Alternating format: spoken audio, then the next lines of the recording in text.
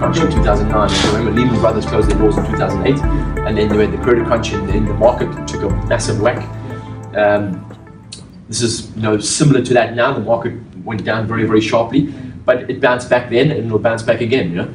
But even during that time, when the market was falling, there were people still being successful. There were still people doing well, because their focus is different, right? And it's about, if you can have absolute certainty about where you're going and you focused on your own particular vision, then it doesn't really matter what's happening around you.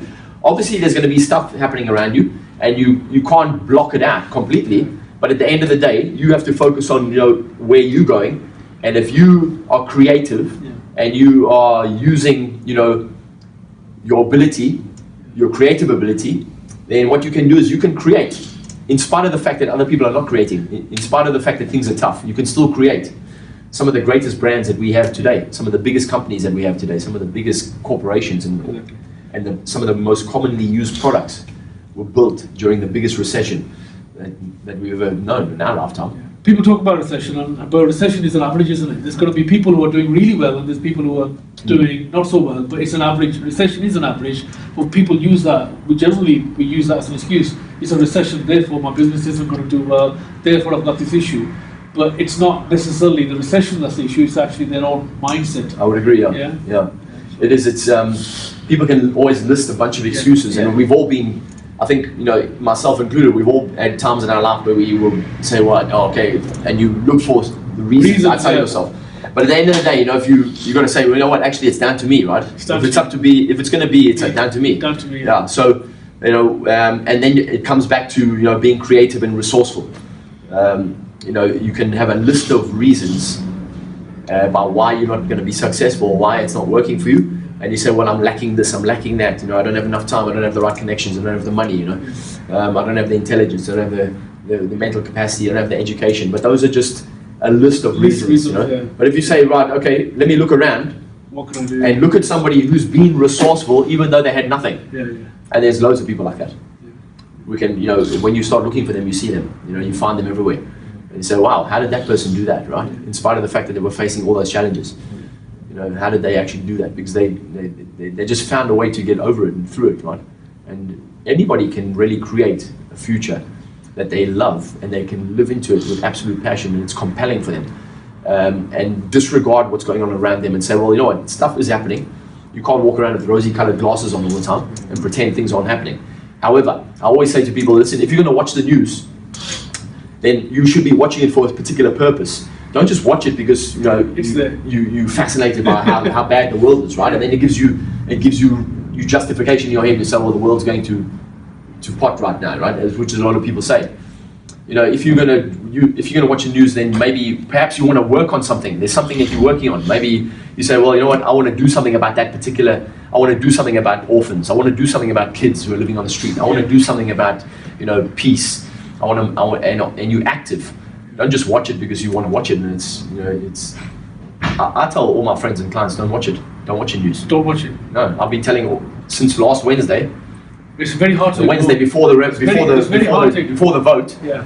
I said to a lot of my clients, hey, don't watch the news this next coming week, because it's going to just be you've seen the propaganda. Now imagine what's going to happen. It's going to drag you down. Exactly. It's going to it undermines your confidence. You watch the news, you just have to watch the news for 5 minutes and you think, oh my God, look how bad, oh gosh, no, right? And then you suddenly your confidence in your ability to create a great future is suddenly less now. It undermines people's confidence in the image they have in their mind, the vision that they have for their own life. It gives them uncertainty, and uncertainty is good if you can handle it, Not everybody can. No, not everyone can. Most you have to have the capacity to manage yourself in that environment. Exactly. Going back to having that capacity, that skill, or developing that skill. You were in London. You've gone and seen Tony. Tell us a little bit about your journey. How you've come to a point where you're now one of the trusted leaders within Tony's organisation circle. I mean, I understand you're going to Spain to run one of his workshops, and also facilitate on it. Yeah, when we're running it, and facilitate, and August you're going to San Diego for to work with Tony himself, the man himself. No, well, he won't be there in August either. No, at his leadership academy. No, I'm a trainer, Tony Robbins trainer, which is a great honor. It was a goal that I set back in 2000 when I went through Leadership Academy and went through the leadership training and the mastery program that he has. And I thought, wow, because at the time I was, I arrived at my UPW, my first UPW in Cardiff in July of 1999. And when I arrived there, I was 65 grand in debt. I was living on my friend's couch in Acton, and I was using cocaine every day, and I was very unhappy, suicidal. That's why I said to you, when I saw that weekend advertised, I thought, this is it, I was at the threshold. I was at a point where it was make or break, right? Because I was suicidal, and I was thinking about, I used to contemplate that a lot. So, but when I got to that weekend, and I had such a radical experience in that weekend, such a great transformation, and actually was one of the people that, had an intervention with Tony on that weekend, where he worked with me for a period of time, and we had this little interaction. And it was very, very powerful. And then I went through the training program, and I looked at the trainers, who were at the events. Every time I went to an event, there was a group of people there who were obviously in a leadership role, and they had, and I looked at them, and they were trainers, and they were helping to facilitate some of the programs, yeah. And the leadership training that I went to, they were facilitating that, and I looked at them and I thought, wow, I would love to be one of those people, right? Imagine being a leader or a trainer in this environment, in this organization, and going to these workshops and helping people to transform their lives. Right? And then I went back to South Africa for several years, and I put that goal on the back burner after I'd finished my leadership training in that. And I did some of that. I participated as a leadership, but as I was in the first kind of level of leadership then. But then I went back to South Africa for 7 years, and I came back. And when I came back in 2008, Tony wasn't coming to the UK at that time, and he came back again in 2012 for the first time in several years. And I got back into that environment. And I thought, wow, I'm back in the environment. It was great to be back in that environment, reconnected with old friends, and didn't really, think about that goal that I had back then, but just showed up, every time there was an event, and I was invited as a senior leader, because there's different levels of leadership, and just kept showing up and, and serving, and really loved serving. I love serving that environment. It's amazing.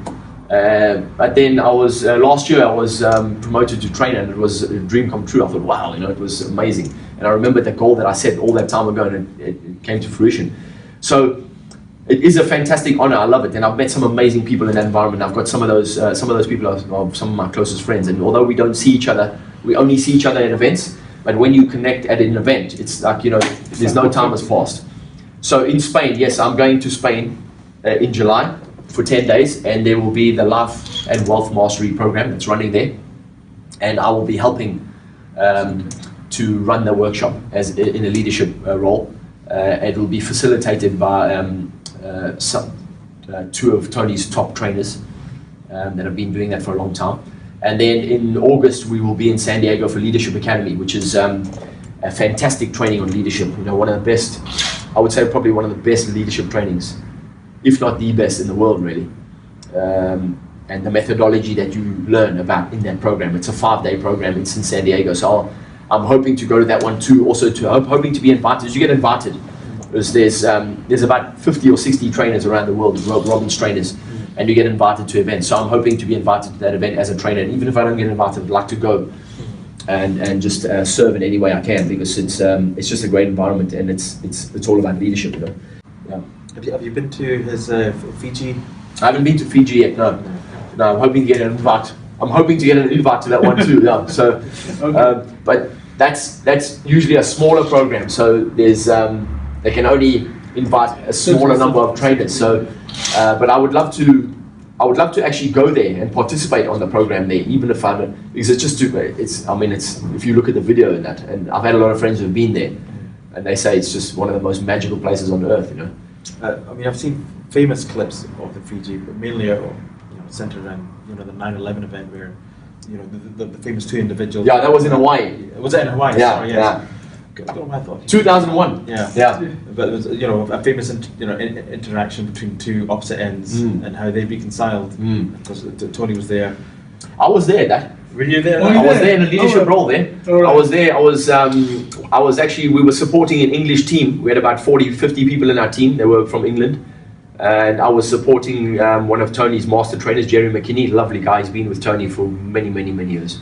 And yeah, and it was obviously the tragic event of 9/11 in New York took place then, and we were in Hawaii, and we had there were about 1,985 people on that program. That was actually the last one. Tony had advertised that as the last one that he was going to run on that particular format, where he was going to run it where it was 9 days. It used to be 9 days. So we were there for a couple of days either side of the program, but we ended up being there a lot longer afterwards because there were no flights. So we stayed another week. And but yeah, I was there, and I remember those two gentlemen very well, Bernie and Assad. Assad was obviously in America. He was an American resident, and he had grew up in America, but he actually was born in Pakistan and lived in Pakistan as a youngster. His parents moved to America when he was young,